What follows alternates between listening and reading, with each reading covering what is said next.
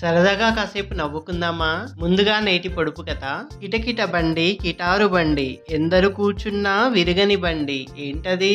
Answer తెలిసిన వాళ్ళు comment లో తెలియచేయండి. ఆన్సర్ ఇదే వీడియోలో వస్తుంది. వీడియో స్కిప్ చేయకుండా చూసేయండి.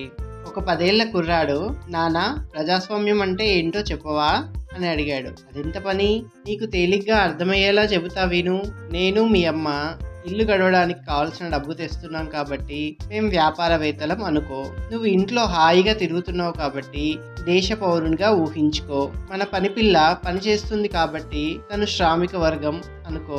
ఈ ఇంటి వ్యవహారాలని మీ తాతయ్యే చూస్తున్నాడు కాబట్టి తనే ప్రభుత్వాధికారి అనుకో.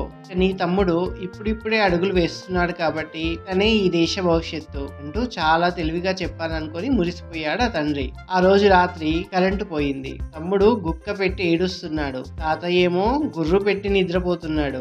కిందికి వచ్చి చూసిన అబ్బాయికి అమ్మా నాన్నలు పని పిల్లను కొడుతూ కనిపించారు.